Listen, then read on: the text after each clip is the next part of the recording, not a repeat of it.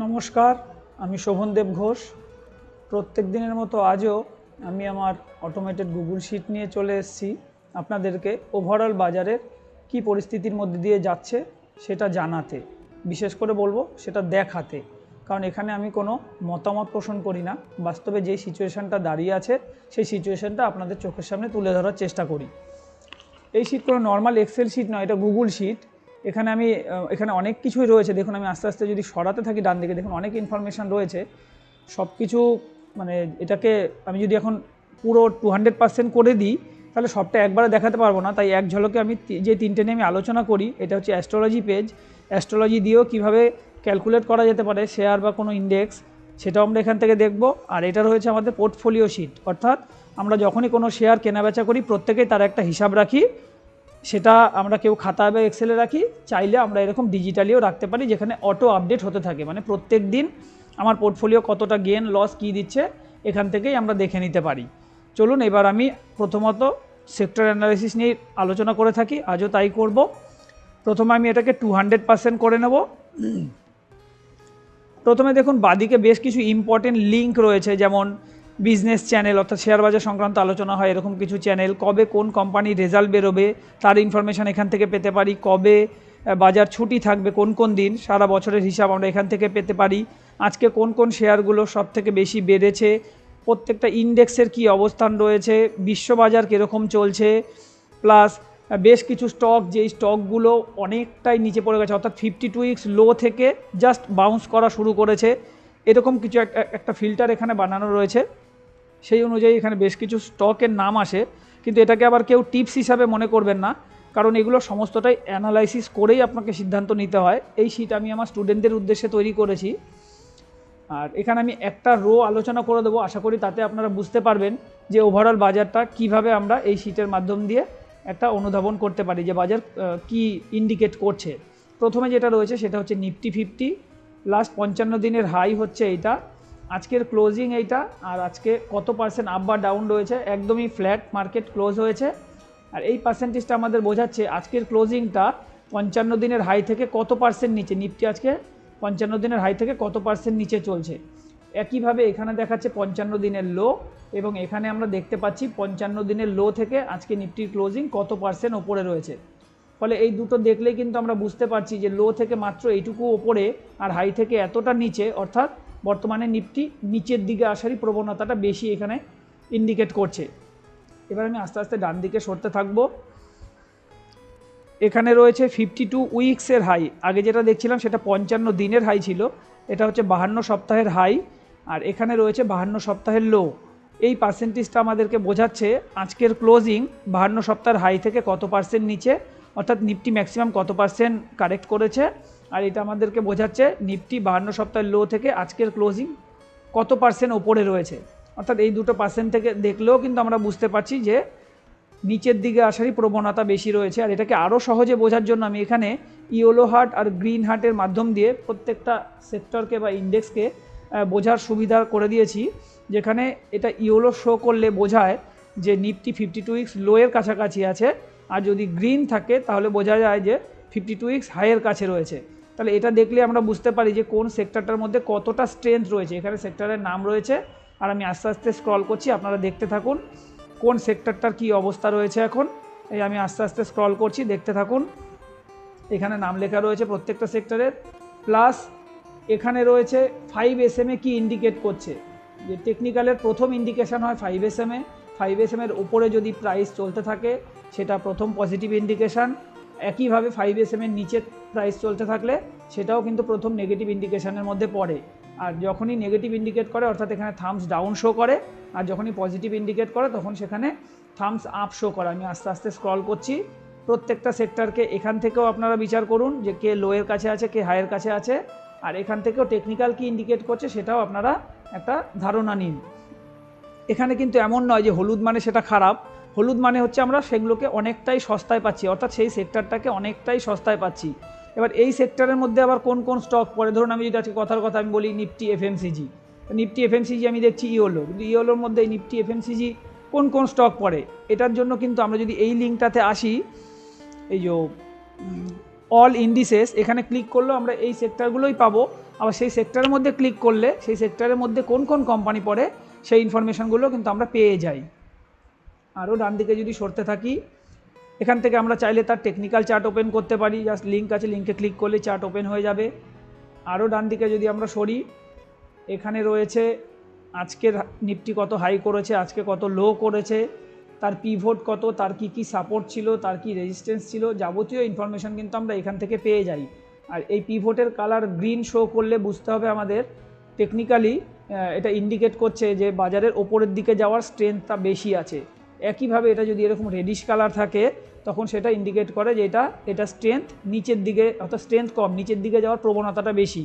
Small ক্যাপের ক্ষেত্রে কিন্তু এখনও উইক সিগন্যালই দিচ্ছে, বাকিগুলো কিন্তু আজকে পিভটের ক্ষেত্রে যথেষ্ট ভালোই দিয়েছে। আমি আস্তে আস্তে স্ক্রল করছি, এই নামের সাথে সাথে মিলাতে থাকুন আপনারা, প্রয়োজনে ভিডিও পজ করে দেখবেন। আমি এই আস্তে আস্তে স্ক্রল করছি, দেখে নিন। এই হচ্ছে টোটাল সেক্টরের অ্যানালাইসিস, যেখান থেকে আপনারা একটা ধারণা পাবেন যে কোন সেক্টরগুলো এখন কী অবস্থানের মধ্যে দিয়ে যাচ্ছে। এখনও কিন্তু ফাইন্যান্সিয়াল সার্ভিস সেক্টর এগুলো এখনও গ্রিন মানে পজিটিভ ইন্ডিকেট করছে 5SM এর বিচারে। আর আমি যেহেতু স্টক মার্কেট টেকনিক্যাল ফান্ডামেন্টাল পড়াই, যারা কোর্স সম্পর্কে আগ্রহী থাকবেন তারা আমাকে হোয়াটসঅ্যাপ করতে পারেন 8013187363 নম্বরে। আমি সেখানে কোর্সের ডিটেলস সেন্ড করে দেবো। এরপর আমি আবারও স্ক্রল করব, একটু একটু করে আপনারা দেখতে থাকুন, কারণ এটা 200% করলে অনেকটাই বড় হয়ে যায় পেজ। আবার ছোট করলে যারা মোবাইল ভিউয়ার থাকে তাদের দেখতে অসুবিধা হয়, ফলে আমি আবার আস্তে আস্তে স্ক্রল করছি, একটু দেখতে থাকুন আপনারা। আর একটা ধারণা নিন যে কোন সেক্টরটা কী অবস্থানের মধ্যে দিয়ে যাচ্ছে। একইভাবে যদি আমি একদম বাদিকে চলে আসি, এখান থেকেও আমরা দেখতে থাকি, তাহলে আরও কিছু ইনফরমেশান আমরা এখান থেকে পাবো। এই যে এখানে নাম দেখতে পাচ্ছেন এবং সেক্টর সম্পর্কে অনেক ডিটেলস ইনফরমেশানও আপনারা পাবেন। আমি আস্তে আস্তে স্ক্রল করছি, দেখতে থাকুন। প্রয়োজনে আবারও বলবো ভিডিও পজ করে দেখুন। দেখুন নতুন লো ফর্ম করেছে কিন্তু এফএমসিজি নতুন লো ফর্ম করেছে, অর্থাৎ এটার অবস্থা আরও বেশি রকমভাবে টেকনিক্যালি খারাপের দিকে যাচ্ছে। অলরেডি ইয়োলোতে তো রয়েইছে, মানে লোয়ের কাছে রয়েছে। দেখুন 52 সপ্তাহ লো থেকে, মানে একদম 52 সপ্তাহ লোতেই দাঁড়িয়ে আছে বলবো, টপ থেকে অলরেডি 21% পড়ে গেছে। তার মানে এই সেক্টরটার উপরে কিন্তু অনেকটাই কারেকশান ইতিমধ্যেই হয়ে গেছে। এই ধারণাটা আমরা এখান থেকে পরিষ্কারভাবেই বুঝতে পারছি। এরপর আমরা যেটা দেখে থাকি সেটা হচ্ছে পোর্টফোলিও শিট। এটা আর কিছুই না, এটা একটা ডিজিটাল খাতা বলতে পারেন। আমরা যখন কোনো শেয়ার কেনা বেচা করি তার হিসাব আমরা এখানে রাখতে পারি। চলুন একটু দেখে নিই কীভাবে এই হিসাবটা রাখা যায়। আমি এটা একটু ছোট করব, নাহলে আপনাদের দেখতে আরও অসুবিধা হবে। এটা কি হয়, অটোমেটেড আপডেট হয়ে যায়, আজকে কী রেট আছে, কোথায় ক্লোজ করেছে, কি যাবতীয় ইনফরমেশান চলে আসবে। ধরুন এখানে আমি এক্সাম্পল হিসাবে এখানটা আমি ধরুন লিখতে চাই এসিসি সিমেন্ট। আমি যেই বাইরে ক্লিক করব দেখবেন এখানে এটা কোন কোম্পানির সিম্বল তার নাম চলে আসবে। এই দেখুন আজকে তার কি রেট আছে, আজকে কত পার্সেন্ট আপ ডাউন রয়েছে, যাবতীয় ইনফরমেশান এখানে কিন্তু চলে আসে। জাস্ট আপনি কবে কিনেছেন এখানে তারিখ বসান, কত পিস কিনেছেন। আমি ধরে নিলাম আমি 100 পিস কিনেছি, কী দামে, না আমি ধরে নিলাম একটা এক্সাম্পল আমি 1200 টাকা করে কিনেছি। বাইরে ক্লিক করলে এখানে চলে আসবে কত টাকা খরচ পড়েছে। এইখানে এই টিক থাকার অর্থ হচ্ছে এই স্টকটা আমি এখনও সেল করিনি, যখনই সেল করে দেবো এই জায়গাটা আমি ফিল আপ করবো আর এই টিকটা সঙ্গে সঙ্গে এখান থেকে উঠে যাবে। আমি এখন আপাতত ফিল আপ করছি না। ডান দিকে আমি যদি সরতে থাকি, নর্মালি এইভাবেই দেখলে সুবিধা হবে, কারণ যেহেতু আমরা বিক্রি করিনি। তাহলে আমরা 2 ডিসেম্বর 2024 বাই করেছিলাম। আজকের তারিখ পর্যন্ত এটা 78 দিন হয়, 78 দিন হোল্ডিং করে আমাদের এই টাকাটা প্রফিট চলছে, এত পার্সেন্ট প্রফিট চলছে। চাইলে এখান থেকে তার টেকনিক্যাল চার্ট দেখতে পারি। এসিসির 52 উইক্সের হাই, 52 উইক্সের লো, 5SM কত চলছে, এগুলো টেকনিক্যালের পার্ট। আমি যখন পড়াই এগুলো সবই বিস্তারিতভাবে বুঝিয়ে দিই। 5SM এর বিচারে টেকনিক্যাল কি ইন্ডিকেট করছে, আজকের হাই কত, আজকের লো কত, 20SM কত, যাবতীয় ইনফরমেশান এখান থেকে পাওয়া যায়। এর ফলে কি হয়, আমরা সহজেই বুঝতে পারি আমার ওভারঅল পোর্টফোলিও কী অবস্থার মধ্যে দিয়ে যাচ্ছে, কোনটা কতদিন হোল্ডিং হচ্ছে, কত পার্সেন্ট, কত টাকা, যাবতীয় ইনফরমেশান আমরা এখান থেকে পেয়ে যাই। আর সবশেষে আমরা যেটা দেখে থাকি প্রত্যেক দিন সেটা হচ্ছে অ্যাস্ট্রোলজি ক্যালকুলেশান, অর্থাৎ অ্যাস্ট্রোলজির বিচারে এটা আমার কোনো কৃতিত্ব নয়, এটা WD জ্ঞানের ফর্মুলাটাই আমি জাস্ট এক্সেলে পুট করে দিয়েছি। এইভাবে আমরা খুব সহজেই মানে ইন্টারেস্ট যে কোনো স্টককে আমরা বিচার করতে পারি যে ইন্টারডে আজকে এটার কী টার্গেট হতে পারে, কী স্টপ লস হতে পারে, যাবতীয় ইনফরমেশান আমরা এখান থেকে পেতে পারি। এটা কিভাবে সম্ভব চলুন একটু দেখে নিই। এক্সাম্পল হিসাবে আমি এখানে একটা কোম্পানির নাম লিখছি, ধরুন এসিসি। জাস্ট এসিসি লিখে আমি যেই বাইরে ক্লিক করব, দেখবেন এটা লোডিং হয়ে আপলোড হয়ে চলে আসবে। দেখুন আজকের ওপেনিং কোথায়, 1900 টাকা। এই ওপেনিং এই ছকের কোন ঘরে পড়েছে সেটা আমাকে খুঁজতে হয়। এই যে এখানে তার উপরে ক্যালকুলেট করে এখানে আমাকে পুরো হিসাব দিয়ে দিয়েছে যে কী রেটের ওপরে গেলে বাই করতে হতে পারে, কী রেটের নিচে আসলে সেল হতে পারে। দেখুন আজকে হাই কত, 3 টাকা 95, আর লো কত 1820।